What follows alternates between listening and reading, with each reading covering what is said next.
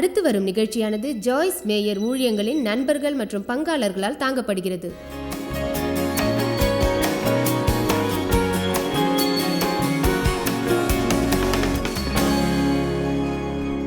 சண்டை பண்ணுதல் மிக மோசமானது. அசுத்த ஆவியானது உங்களை வேதனைப்படுத்திடும். சச்சரவை ஏற்படுத்தும். வாக்குவாதம் ஒற்றுமையை குலைத்திடும். மிகுந்த கோபத்தை உண்டாக்கிடும். சண்டை என்பது கொடூரமானது. உங்களை வேதனைப்படுத்திடும் தீய ஆவியாகும். சச்சரவுகளை ஏற்படுத்திடும். வாக்குவாதம் மன வேறுபாடுகளை உண்டாக்கிடும். சண்டை பயங்கரமானதாகும். அது திருமண பந்தத்தை முறிக்கிறது. அது வியாபாரத்தை அழிக்கிறது. சபையை அழிக்கிறது. நீங்கள் ஒரு போதகராக இருக்க நீங்கள் நம்பியிருக்கிற நபர் சபையை விட்டு விலக உங்களுடைய மந்தியிலிருந்து 100 பேரை அழைத்து கொண்டு வீதியின் மறுமுனையில் சபையை துவங்கினால் நீங்கள் பொறாமைப்படாமலும் கோபம் கொள்ளாமலும் தூற்றித் திரியாமலும் புறங்கூறாமலும் இருங்கள். அவருக்கு ஒலிபெருக்கியை வாங்கி கொடுத்திடுங்கள். நான் அப்படி செய்ய மாட்டேன்னு நினைக்கிறீங்களா? நான் நிச்சயம் அப்படி செய்வேன். மேலும் நான் அப்படி செய்யும்போது என்ன நடக்கும் என்று தெரியுமா? எனக்குள் காணப்பட்ட அந்த அனைத்து சீரற்ற உணர்வுகளும் அன்பின் செய்கையினால் விழுங்கப்படும். நாம் இப்படிப்பட்ட உணர்வுகளை கொண்டிருக்க வேண்டிய அவசியமில்லை. நாம் செய்ய வேண்டியதெல்லாம் தேவன் நம்முடைய பிரச்சனைகளை தாக்கிடும்படி கூறுகிற விதத்தில் ஆவியை நாம் தாக்க வேண்டும். மாம்சத்தில் தாக்கிடக்கூடாது. நீங்கள் கேட்கவில்லை, ஆகையால் பெற்றுக்கொள்ளவில்லை. அல்லது உங்களுக்கு தேவையானது நீங்கள் தேவனிடம் கேட்டிருக்கிறீர்கள், இருப்பினும் நீங்கள் பெற்றுக்கொள்ளவில்லை. ஏனென்றால் நீங்கள் தீய எண்ணத்தோடும் தவறான நோக்கத்தோடும் சுயநலத்தோடு கேட்டீர்கள். சில வேளைகளில் நீங்கள் பெற்றுக்கொள்ள விரும்பும் அக்காரியம் தேவனை உங்களுக்கு கொடுக்கும்படி நினைத்திருப்பதாக கூட இருக்கலாம். ஆனால் அவர் உங்களுக்கு கொடுக்க இயலாமல் போகும். ஏனென்றால் அதை பெற்றுக்கொள்வதற்கான உங்களை நோக்கம் தவறாக இருக்கும். சரி தேவனே, நீர் எனக்கு $1 மில்லியன் மாத்திரம் கொடுத்தால் நான் கொடுப்பதில் வல்லவனாக இருப்பேன். உங்களுக்கு கிடைத்த $5 நீங்கள் கொடுக்கலன்னா நீங்கள் பெற்றுக்கொள்ளல.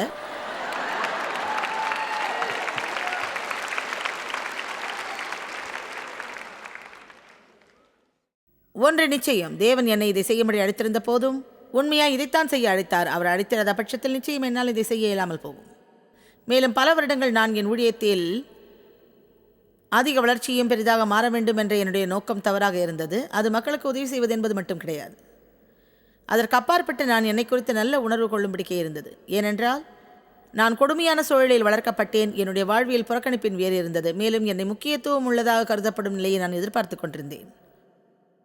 மற்றவர்களுக்கு முக்கியம் உள்ளவளாக இருக்க வேண்டிய சூழ்நிலை எனக்கு இருந்தது. ஆக ஒருவேளை நீங்கள் உங்களை இப்படி கேட்க வேண்டும், இப்படி மேடை ஏறுவது ஏன் உனக்கு அவ்வளவு முக்கியமாக காணப்படுகிறது? ஏன் வேலை ஸ்தலத்தில் என்னுடைய அறைக்கு வெளியில் உனது பெயர் பொறித்திருப்பது அவசியமாக இருக்கிறது? ஏன் அந்த குறிப்பிட்ட மக்கள் குழுவில் நீ இருக்க வேண்டும் என்பது உனக்கு முக்கியமாக தோன்றுகிறது? அவர்கள் உன்னை அவர்களோடு சேர்த்து கொள்ள விரும்பாதது வெளிப்படையாக தெரிகிறதே. நீ நினைத்திடும் மக்கள் மிகவும் முக்கியமானவர்கள் என்று உனக்கு தோன்றுவது ஏன் மிகவும் அவசியமாக இருக்கிறது? ஏன் என்ற கேள்வியை நமக்கு நாமே கேட்க வேண்டும். தேவன் நம்முடைய செய்கைகளில் அதிக அக்கறை உள்ளவர் அல்ல, ஆனால் ஏன் அப்படி செய்கிறோம் என்பதில் அவர் கருத்து உள்ளவராக இருக்கிறார். ஒன்று சொல்கிறேன், 100% இதில் என் இருதயம் சரியான நோக்கத்தோடு உள்ளது. நான் செய்கிற இந்த செயலை ஏன் செய்கிறேன் என்பதற்கு காரணம் மக்களுக்கு உதவி செய்வதற்கே.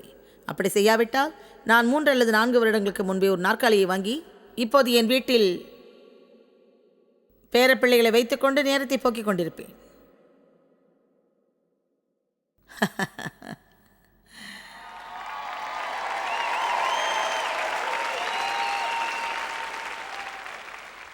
மக்கள் பொறாமையோடும் பேராசையோடும் இருந்தால் அவர்கள் அடிக்கடி நாங்கள் விரும்பியதை பெற்றுக்கொண்டிருக்கும் மக்களை நியாயம் தீர்ப்பதிலும் அவர்களை குறித்து மற்றவரிடம் புரணி பேசுவதிலும் ஈடுபட்டிடுவார்கள். ஓகே, நான் கொஞ்சம் தைரியத்தை வரவழைச்சிக்கிட்டு இதை கேட்க இருக்கேன்.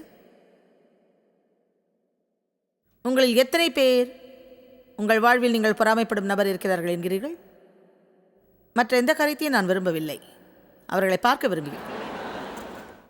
சரி, உங்களுக்கு தேவையான ஒன்றை நான் போதிக்கும் இந்த சமயத்தில் தேவன் உங்களை இங்கு கொண்டு வந்திருப்பது ஆச்சரியமான விஷயம் அல்லவா?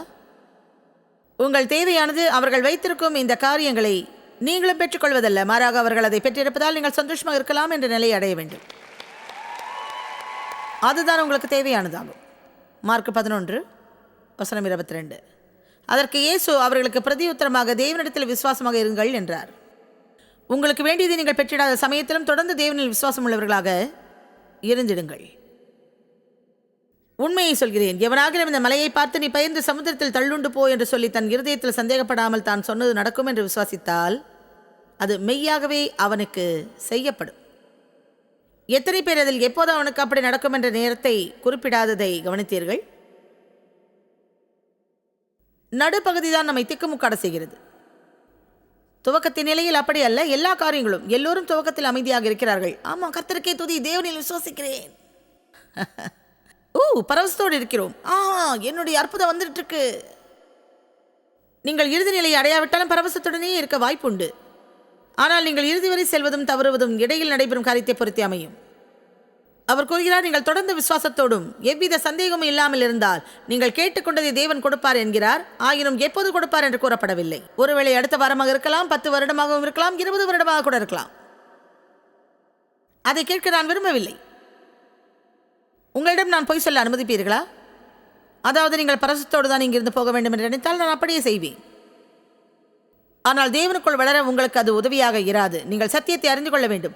உங்களுக்குள் நீங்கள் திடமான விசுவாசத்தை உடையவர்களாக இருக்க வேண்டும். அதாவது நீங்கள் இருக்கும் இடத்திலேயே அமர்ந்தவர்களாக, நீங்கள் தேவனை 25 ஆண்டுகளுக்கு தேவையானதை நான் பெறாவிட்டாலும் உமக்குள் மகிழ்ச்சியாக இருப்பேன். ஏனென்றால் எனது ஆனந்தம் உமக்குள் இருக்கிறது, எனக்கு உண்டாகும் பொருட்களில் அல்ல.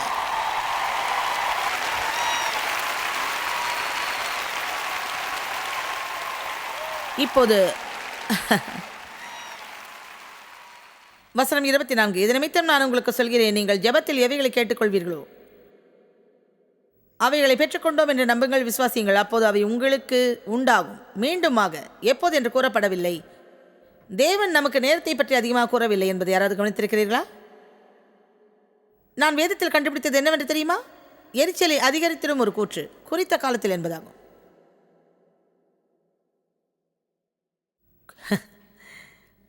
குறித்த காலத்தில் அப்படி என்றால் என்ன? என்னவென்று தெரியுமா? நீங்கள் ஆயத்தமாக இருக்கிறீர்கள் என்றும் அவர் ஆயத்தமாய் உள்ளார் என்பதை தேவன் அறியும் போது அதுவே குறித்த காலமாகும். அதுவரை ஒரே ஒரு காரியத்தை நாம் செய்ய வேண்டும். தேவனை நம்புகிறவர்களாய் நாம் செல்லும் இடமெங்கிலும் மற்றவர்களுக்கு ஆசீர்வாதமாக இருக்க வேண்டும். மேலும் நீங்கள் காத்திருக்கும் காலத்தில் நீங்கள் அனைவரும் காத்திருக்க வேண்டியிருக்கும். காத்திருத்தல் தான் வாழ்வின் மிகப்பெரிய பாகம். இப்போது உங்களுக்கு தேவையாக இருப்பது என்னவாக இருந்தாலும் நீங்கள் அதை பெற்றுக்கொண்ட பிறகு நீங்கள் விசுவாசத்தின் அடுத்த நிலைக்கு செல்ல அடுத்த காத்திருப்பின் காலம் வந்துடும். அப்படித்தான் சிருஷ்டிக்கப்பட்டிருக்கிறோம். நாம் தொடர்ந்து முன்னேற நமக்கு முன்பாக இலக்கை உடையவர்களாக ஓட வேண்டும். ஆகவே அங்கு அவர் வசனம் 24, ஆகையால் நான் உங்களுக்கு சொல்கிறேன், நீங்கள் ஜெபத்தில் எவைகளை கேட்டுக்கொண்டீர்களோ அவைகளை பெற்றுக்கொண்டோம் என்று திட மனதோடு நம்பிடுங்கள், விசுவாசியுங்கள், ஆவியில் அது உங்களுக்கு வழங்கப்பட்டாயிற்று. மேலும் சரீர பிரகாரமாக நீங்கள் அதை பெற்றுக்கொள்வீர்கள். அதன் இடைப்பட்ட காலத்தில் நாம் என்ன செய்ய வேண்டும்? நீங்கள் நின்று ஜெபம் பண்ணும்போது ஒருவன் பேரில் உங்களுக்கு யாதொரு குறை இருக்குமானால் நீங்கள் அந்த குறையை அவனுக்கு மன்னித்து அதை விட்டு விடுங்கள்.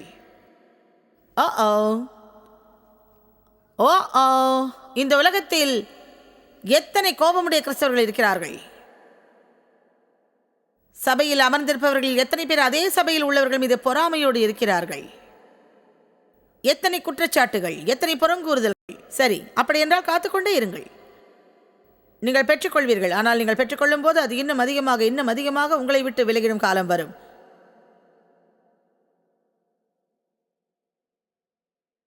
நான் சொல்ல வருவது, நீங்கள் உங்கள் வாழ்க்கையிலிருந்து சண்டையை விலக்கிடாவிட்டால் தேவ ஆசீர்வாதத்தை பெற முடியாது. என்னை நம்புங்கள், நீங்கள் பெற விரும்பும் ஆசீர்வாதத்தை காட்டிலும் தேவன் உங்களை அதிகமாக ஆசீர்வதிக்க விரும்புகிறார். ஒரு விஷயத்தை சில வருடங்களுக்கு முன் கூற விரும்பினேன். அது மிக விலையேற பெற்றது. இன்றைக்கு நீங்கள் அதை பற்றிக்கொள்ள வேண்டும். உங்களால் இயன்றதை நீங்கள் செய்வீர்கள் என்றால் அது எவ்வளவு சிறியதாக இருந்தாலும் நீங்கள் கவலைப்பட வேண்டாம். உங்களால் முடியாததை நிச்சயம் தேவன் செய்து முடிப்பார். ஆமென்.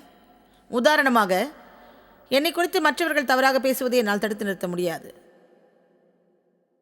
ஆனால் அவர்கள் என்னை குறித்து தவறாக பேசும்போது நான் செய்யக்கூடிய ஒரு காரியம், அவர்களுக்காக நான் ஜெபிக்கலாம்.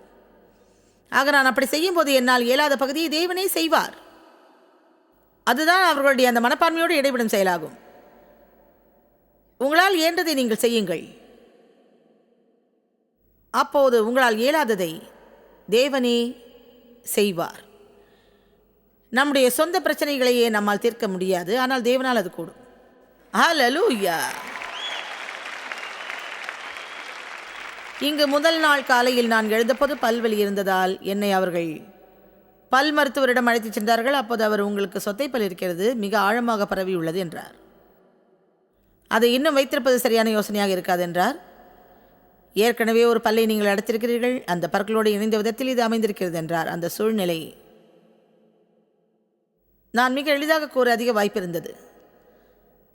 அதாவது, நான் உங்கள் மத்தியில் வர முடியாது என்று கூறியிருந்திருக்கலாம். என் வாயை நான் இவ்வளவுதான் திறக்க முடியும். அதாவது, என் வாயை நான் பெரிதாக திறந்தால் அது எனக்கு வலியை ஏற்படுத்திடும். தேவன் கூறுகிறார், உன் வாயை விரிவாய் தர, அப்பொழுது நான் அதை நிரப்புவேன். நான் யோசித்தேன், நிச்சயம் ஏதாவது ஒரு பலன் அதில் கிடைக்கும். முதலாவதாக, என் எடை குறைய வாய்ப்பிருக்கிறது, ஏனென்றால் என்னால் அதிகம் சாப்பிட முடியாது. பெண்கள் அதை எப்போதும் விரும்புகிறார்கள். தேவும் நானும் எங்கள் இளம்பருவத்தில் சண்டை போடும்போது 3 அல்லது 4 பவுண்டு குறையை செய்யும். நான் கோபத்தோடு இருக்கும்போது பசி எடுக்காது.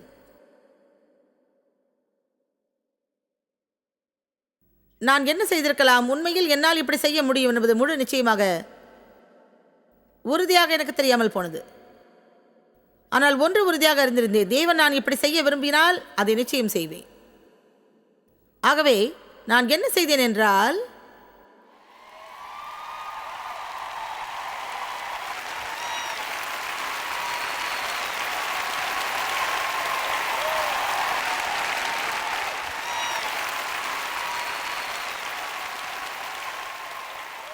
அநேக மக்கள் எதையுமே செய்யாமல் இருப்பார்கள், ஏனென்றால் அவர்களால் இயன்ற சிறிய காரியத்தையும் அவர்களால் செய்ய முடியாது.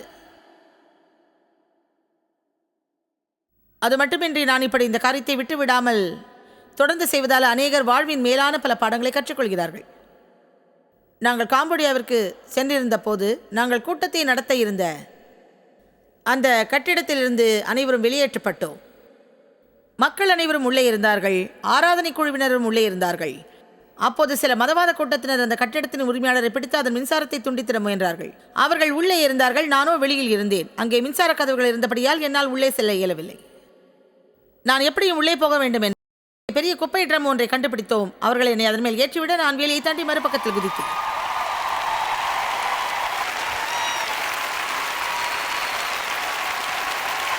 ஆமென்.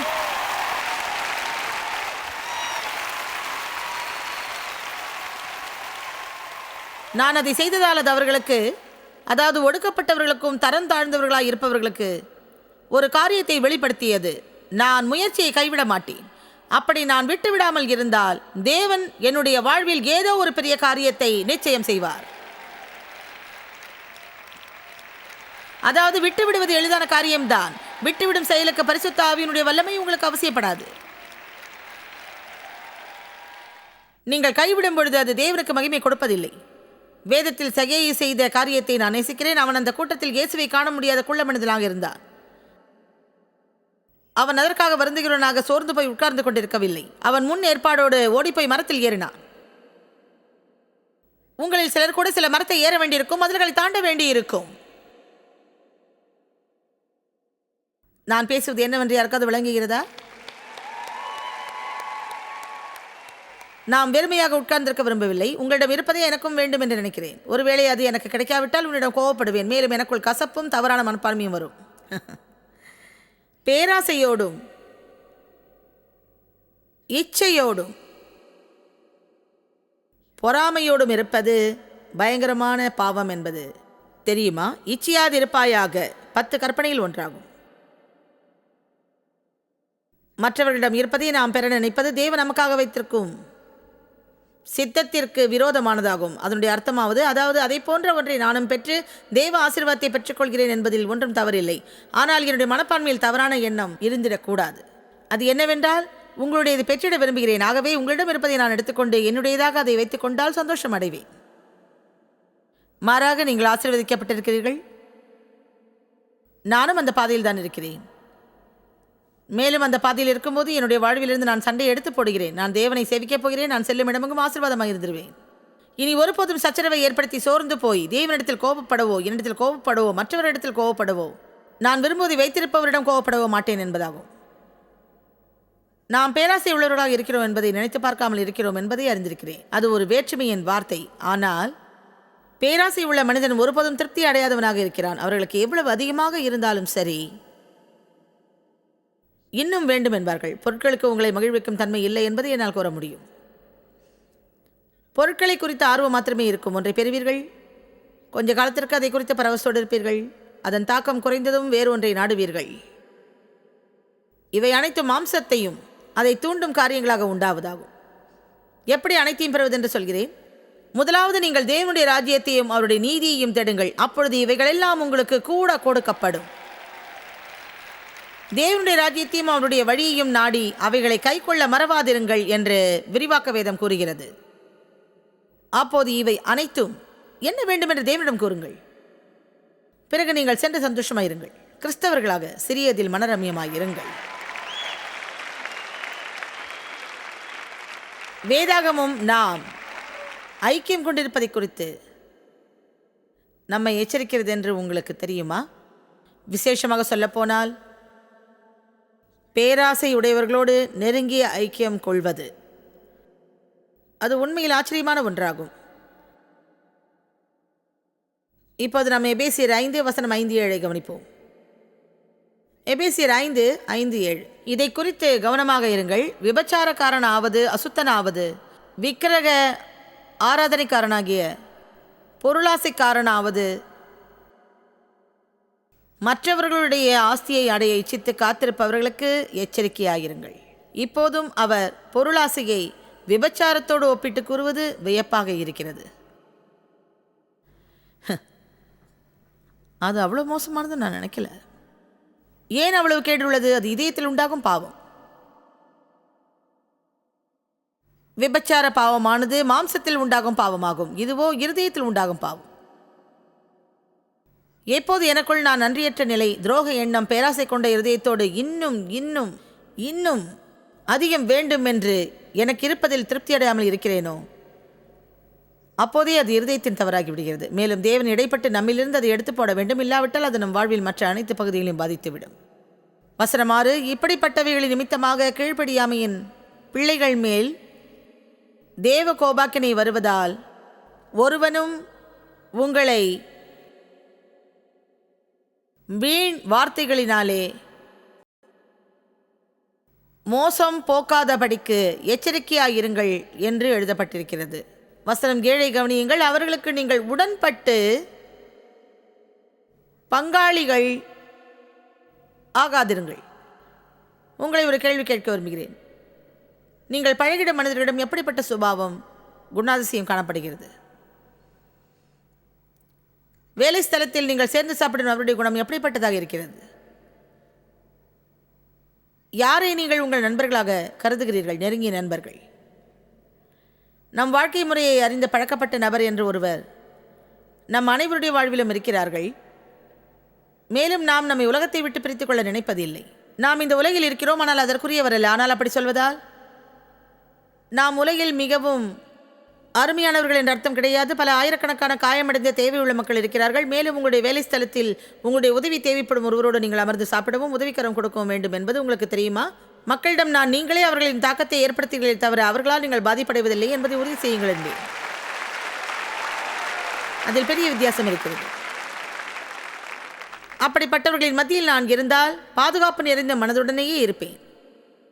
நீங்கள் உங்கள் இருதயத்தை விசாலமாக பேராசை உள்ளவர்கள், பொறாமை உள்ளவர்கள், புறங்கூறுகிறவர்கள், குற்றப்படுத்துகிறவர்கள், நியாயம் தீர்ப்பவர்கள், தூற்றுகிறவர்கள் ஆகியவர்களுக்கு திறந்திடக்கூடாது. ஏன் தெரியுமா? ஏனென்றால் அந்த ஆவிகள் இடமாறக்கூடியவை. நீங்கள் அப்படி சொல்ல அர்த்தம் என்னன்னு நீங்கள் கேட்கலாம். உங்கள் இருதயத்தை எதற்காக திறந்து கொடுக்கிறீர்களோ அதனால் நிரப்பப்பட்டவர்களாக எப்போதும் சூழப்பட்டிருப்பீர்கள். எலியாவோடு சுற்றி கொண்டிருந்தான். இறுதியில் அவனுடைய ஆவியின் இரட்டிப்பான வல்லமையை பெற்றுக்கொண்டான். யோசுவா மோசேயினுடைய பணிவிடைக்காரனாக இருந்தான். மோசே மரித்தபோது அவனுடைய வேலையை அவன் பெற்றான். நீங்கள் எதன் மத்தியில் உங்கள் நேரத்தை செலவிடுகிறீர்களோ அப்படியாகத்தான் மாறுவீர்கள். உங்களில் சிலருக்கு வாழ்க்கையை மாற்றம் பெறும். ஒருவேளை நீங்கள் இதுவரை யாரோடு அதிக நேரத்தை செலவிட்டிருக்கிறீர்கள் என்ற கணக்கெடுத்து தெய்வீக சுபாவமுடைய மக்களோடு நீங்கள் இருக்க வேண்டும் என்பதை அறிந்து அதற்கேற்ற தீர்மானத்தை செய்து மாற்றமடையுங்கள். புரிகிறதா? சரி, என்னோட திருமண பந்தத்திலேருந்து விலகியது நல்ல சந்தர்ப்பம் நினைக்கிறேன் என்று யோசிக்கிறீர்களா? No no no no no no no no இல்லை இல்லை, நான் அப்படி சொல்லலை. ஜாய்ஸ், நான் திருமணம் செஞ்சுட்டு அந்த நபர் பணத்துக்கு பின்னாடி போகிறவர், பேராசை பொருளாசை உடைய நபர். ஏற்கனவே நீங்களும் அப்படித்தான். இப்போ நீங்கள் அதை குறித்து ஜெபித்து போராடணும். ஆனால் நீங்கள் வெளியில் நண்பர்களை தேர்ந்தெடுக்கும் போது என்னால் எதிர்மாறானவர்களை, சுய பரிதாபமுடையவர்களை, முறுமுறுக்கிறவர்களை, குறை கூறுபவர்களை, குற்றப்படுத்துகிறவர்களை, புறங்கூறுபவர்களை, நன்றியற்றவர்களை ஏற்க மாட்டேன் என்று சொல்லுங்கள். ஒரு காலத்தில் நான் அப்படி இருந்தேன், ஆனால் இனிமேல் அப்படி இருக்க மாட்டேன். அதில் மாற்றமே இல்லை. ஒரு காலத்தில் நான் புகைப்பிடித்துக் கொண்டிருந்தேன், ஆனால் இப்போது என்னால் புகைப்பிடிப்பவர் மத்தியில் இருக்க முடியாது. சில சமயம் நீங்கள் ஒரு காரியத்தை விட்டுவிடும்போது நீங்கள் அதில் பங்குள்ளவர்களாக நினைப்பது முடியாத காரியமாக அமைந்திடும். நீங்கள் பெருந்தன்மை உள்ளவர்களோடும், சிறந்ததற்காக விசுவாசிப்பவர்களோடும், அடுத்தவரை நேசிப்பவரோடும், நல்ல மனப்பான்மை உடையவர்களோடும் இருக்க வேண்டும்.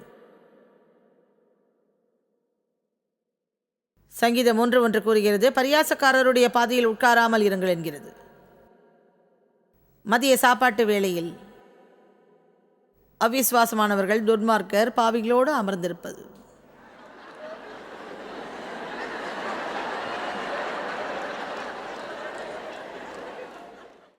நீங்கள் முதலில் அவர்கள் பேசுவதை கேட்க துவங்கிடுவீர்கள். பிறகு 2 வாரம் கழித்து நீங்களும் பங்கு பெற ஆரம்பித்திருவீர்கள். பிறகு திடீரென்று ஒரு நாள் அவர்கள் சொல்வதற்கு நீங்கள் ஆமாம், அவன் சொல்கிறது சரிதான் என்பீர்கள். ஆமாம் ஆமாம் ஆனால் ஆமாம்ப்பா, அந்த பையன் சரியில்லை. இப்போது நீங்களே அதை ஒத்துக்கொண்டீர்கள். 2 அல்லது 3 வாரங்களுக்கு முன் அந்த பையனுக்கு பிரச்சனை இருக்கிறது என்பது கூட உங்களுக்கு தெரியாது. இது எனக்கு பிடித்தமான ஒன்று. நீதிமொழிகள் 22:10. பரியாசக்காரனை துரத்தி விடு, அப்பொழுது வாது நீங்கும். ஆம், விரோதமும் அவமானமும் நீங்கும். சரி, பரியாசக்காரன் என்றால் என்ன? அடுத்தவருடைய பாவனையும் பேச்சுக்களையும் அடுத்தவருடைய குணத்தையும் ஏளனமாக பேசி கிண்டல் செய்பவர், அடுத்தவரை உள்நோக்கோடு பேசுபவர், நடத்துபவர், அடுத்தவருக்கு விரோதமாக தவறான மனப்பான்மையோடு தூற்றி தெரிபவர்.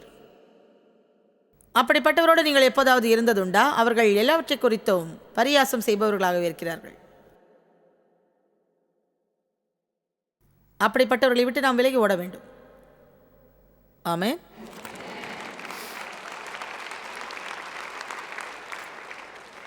ஒன்று தீமோத்தேயு 6 கூறுகிறது, நாம் இந்த உலகத்திற்கு வந்தபோது எதையும் கொண்டு வரவில்லையாகவே போகும்போது ஒன்றையும் கொண்டு போவதும் இல்லை.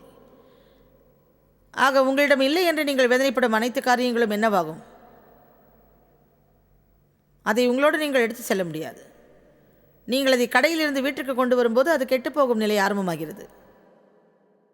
நான் சொல்வதை நம்பாவிட்டால் நீங்கள் பழைய சாமான் இருந்திருக்கும் இடத்திற்கு சென்று அங்குள்ள அனைத்தும் ஒரு காலத்தில் யாரோ ஒருவருடைய கனவாக இருந்தது என்பதை அறிந்து கொள்வீர்கள். சில மனிதர்கள் ஸ்போர்ட்ஸ் காரை வாங்கும்படி 2 வேலைகளை பார்த்திருக்க வாய்ப்பிருக்கிறது. அதன் விளைவாக அவன் திருமண பந்தம் உடைகிறது, ஏனென்றால் ஒழுங்காக வீட்டுக்கு வருவதில்லை. ஆனால் இப்போதோ அது பழைய பாத்திர கடையில் இருக்கிறது. பொருட்களை காட்டிலும் ஜனங்கள் முக்கியமானவர்கள். ஆமென். இத்துடன் நான் முடித்துக்கொள்ள இருக்கிறேன். நாம் அதிகமாக நித்தியத்தை குறித்து நினைப்பவர்களாக இருக்க வேண்டும். வேதத்தில் அதற்கான உபகரணங்கள் மிக அதிகமாக இருக்கிறது. அதாவது ஏசாவிடம் இருந்ததை யாக்கோபு விரும்பினான். ஆகவே அவன் பொய் சொல்லி ஏமாற்றி அதை பெற்றிடும்படி திருடினான். அதனால் அவன் அறுத்தது என்ன? பயம், ஓட்டம், ஒளிந்து வாழ்வது. இறுதியில் அவன் ஏசாவை நடத்தியது போலவே லாபான் அவனை நடத்திட துவங்கினான். ஆகான் அழித்திடும்படி ஒதுக்கப்பட்ட காரியங்களை தன்னிடமாக எடுத்து வைத்து கொண்டான். அவனுடைய பொருளாசையை நிமித்தம் அவனுடைய ஜீவனியை கெடுத்திட நேர்ந்தது. பேராசையால் சவுல் தன் ராஜ்யத்தை இழக்க நேர்ந்தது. ககாசி எலியாவோடு இருந்த ஸ்தானத்தை இழந்து பொருளாசை நிமித்தம் குஷ்டரோகி ஆனான். பேராசை நிமித்தம் அனனியாவும் சப்பீராளும் தங்களுடைய ஜீவனை இழந்தனர். அனனியா சப்பீராளுடைய காரியங்கள் போன்றவை இன்றும் சபைகளில் நடைபெற வேண்டியது அவசியமாக இருக்கும் நிலை உண்டாகிறது. மக்கள் தாங்கள் செய்வதாக கூறியவதை அவர்கள் செய்யாத போது சில நேரம் மரண அவஸ்தையை அவர்கள் சந்திக்கிறார்கள்.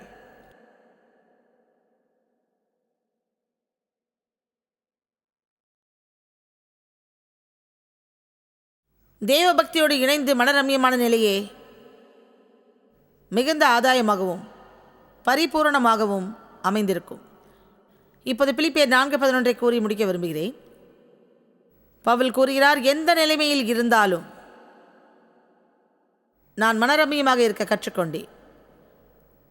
திருப்தியாக இருக்கவும், பட்டினியாக இருக்கவும், பரிபூரணமடையவும், குறைவுபடவும் போதிக்கப்பட்டேன். ஆமென்.